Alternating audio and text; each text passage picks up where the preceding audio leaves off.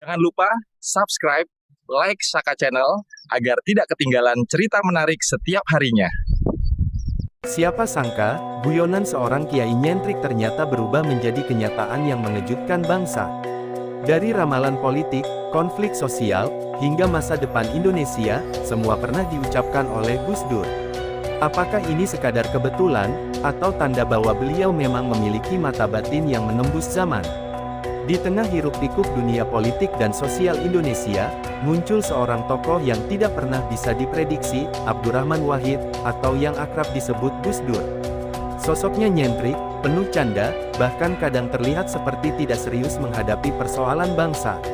Namun, di balik senyumnya yang ramah dan matanya yang tajam, tersimpan pandangan jauh ke depan yang tidak dimiliki banyak orang. Gus Dur seringkali melempar kalimat ringan, tetapi justru menyimpan makna dalam yang kemudian dianggap sebagai ramalan. Banyak orang mengira ucapan Gus Dur hanyalah guyonan khas seorang kiai yang penuh humor. Namun bagi sebagian yang jeli, kata-katanya bagai petir di siang bolong, seakan membuka tirai masa depan. "Ah, itu kan cuma omong kosong Gus Dur," kata sebagian orang pada masanya. Tetapi waktu berjalan, dan sedikit demi sedikit, kata-kata yang pernah dianggap bercanda itu menjelma menjadi kenyataan, membuat orang tertegun sekaligus terheran-heran. Kekuatan Gus Dur bukanlah ramalan ala peramal, melainkan mata hati yang tajam. Sebagai seorang kiai dan intelektual, ia membaca tanda-tanda zaman dengan penuh kesadaran spiritual dan sosial. Ia memahami bahwa sejarah selalu bergerak, dan dari pergerakan itu, ia bisa merangkai pola-pola yang tak kasat mata. Inilah yang membuat Gus Dur tidak sekadar dikenal sebagai Presiden keempat Indonesia, tapi juga sebagai seorang visioner yang meninggalkan jejak ramalan luar biasa. Masyarakat pun mulai terbelah antara yang percaya dan yang meragukan. Ada yang melihat Gus Dur sebagai wali yang mampu membaca masa depan, ada pula yang menilai itu hanya kebetulan. Namun seiring berjalannya waktu, semakin banyak ramalannya terbukti, hingga namanya semakin harum sebagai sosok yang melampaui zamannya. Dari sinilah kisah ramalan-ramalan Gus Dur yang menjadi kenyataan mulai terungkap satu persatu. Di tahun-tahun penuh gejolak, Gus Dur pernah melontarkan kalimat yang terdengar sederhana, namun syarat makna, kelak Megawati akan jadi presiden. Saat itu, banyak yang menertawakan ucapannya. Bagaimana mungkin seorang perempuan, apalagi di tengah budaya politik yang masih didominasi laki-laki, bisa menduduki kursi RI 1? Namun waktu membuktikan, ketika badai politik menghantam, Megawati benar-benar naik menjadi presiden kelima Indonesia. Ucapan Gus Dur yang dulu dianggap tak masuk akal, kini menjelma kenyataan. Tak berhenti di situ, Gus Dur juga pernah menyebut nama Susilo Bambang Yudhoyono SBY. Kala itu, SBY hanya seorang jenderal dengan karir politik yang baru tumbuh. Banyak yang menganggap jalannya terlalu jauh untuk mencapai kursi kepresidenan. Namun Gus Dur dengan enteng berkata, nanti dia yang jadi presiden. Dan benar saja, tak lama kemudian, SBY menjadi presiden ke-6 Indonesia melalui pemilu langsung pertama yang demokratis. Sekali lagi, ramalan Gus Dur mencengangkan banyak pihak. Yang paling mengejutkan adalah ucapannya tentang Joko Widodo, Jokowi, seorang wali kota dari kota kecil bernama Solo. Saat nama Jokowi bahkan nyaris tak terdengar di kancah nasional, Gus Dur pernah menyebut, anak ini kelak bisa jadi pemimpin besar. Ucapan itu hanya dianggap angin lalu.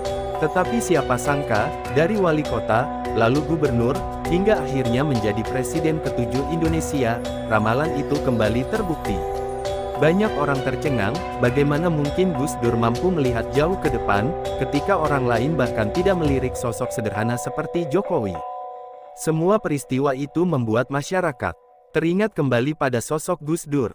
Ucapannya yang dulu dianggap sekadar guyonan kini dipandang sebagai jejak nubuat seorang wali. Ramalan-ramalan politiknya menegaskan bahwa Gus Dur bukan hanya seorang pemimpin, tapi juga penjaga moral bangsa yang mampu membaca arah sejarah. Dan seolah belum cukup, di luar politik, ramalannya tentang kondisi sosial bangsa pun mulai terbukti satu persatu. Selain ramalan politik, Gus Dur juga pernah melemparkan kata-kata yang menggetarkan soal kondisi sosial bangsa. Ia pernah mengingatkan, kelak Indonesia akan menghadapi tantangan besar, bukan dari luar, tapi dari dalam dirinya sendiri. Banyak yang tidak paham maksudnya kala itu, namun kini, ramalan itu terasa nyata. Konflik horizontal, gesekan antaragama, serta bangkitnya kelompok intoleran membuktikan bahwa ancaman terbesar memang datang dari dalam tubuh bangsa sendiri. Gus Dur dengan ketenangan khasnya selalu mengingatkan bahwa Indonesia hanya bisa bertahan jika rakyatnya mau menerima perbedaan. Kalau kamu tidak bisa menerima orang yang berbeda, bagaimana mungkin bangsa ini bisa berdiri? Katanya suatu ketika, ucapan itu kini seolah menjelma sebagai pedoman, karena semakin hari, perbedaan justru menjadi sumber perpecahan. Kata-kata Gus Dur terbukti bukan sekadar nasihat, melainkan peringatan yang kini terasa kebenarannya. Ia juga pernah menyampaikan guyonan yang dianggap sederhana, namun menyimpan makna mendalam. Indonesia tidak akan bubar meskipun banyak yang ingin merusaknya. Di masa krisis moneter, konflik politik, hingga gelombang radikalisme, kalimat ini menjadi pegangan. Meski bangsa ini berkali-kali diuji oleh perpecahan, Indonesia tetap bertahan. Justru dari kesulitan itulah, bangsa ini semakin diuji ketangguhannya, seakan membuktikan bahwa ucapan Gus Dur benar adanya. Ramalan-ramalan sosialnya bukan hanya gambaran tentang masa depan, melainkan cermin bagi masyarakat untuk mawas diri. Gus Dur seolah berkata bahwa yang terpenting bukanlah siapa yang berkuasa, tetapi bagaimana rakyat menjaga keutuhan dan persatuan. Dan dari situlah, semakin jelas terlihat, ramalan Gus Dur adalah warisan spiritual yang terus hidup, menuntun bangsa agar tidak terjerumus ke dalam jurang kehancuran. Seiring waktu, orang mulai menyadari bahwa ramalan Gus Dur bukanlah ramalan kosong. Ia tidak pernah bermaksud menjadi peramal, apalagi mencari sensasi. Semua ucapannya lahir dari kejernihan hati, keluasan ilmu, dan kedekatannya dengan Sang Pencipta. Dari sinilah muncul keyakinan bahwa Gus Dur memiliki mata batin yang mampu menembus batas ruang dan waktu. Baginya, ramalan hanyalah cara untuk mengingatkan bangsa agar tidak lalai membaca tanda-tanda zaman. Warisan Gus Dur bukan hanya deretan ucapan yang terbukti, tetapi juga pesan spiritual tentang cinta kasih, keberagaman, dan keadilan. Ia selalu menekankan bahwa bangsa Indonesia hanya akan selamat jika menghormati perbedaan dan merawat persatuan. Dalam setiap ramalannya, terselip doa agar Indonesia tetap kokoh berdiri, meski diterpa badai sebesar apapun. Kata-katanya kini menjadi semacam wasiat yang terus hidup dalam ingatan masyarakat. Banyak orang percaya bahwa masih ada ramalan Gus Dur yang belum terwujud, seolah menjadi misteri yang menunggu waktu. Ada yang yakin bahwa suatu hari bangsa ini akan benar-benar bangkit menuju kejayaan, seperti yang pernah ia isyaratkan. Ada pula yang meyakini bahwa sosok pemimpin bijak yang ia maksud belum sepenuhnya hadir.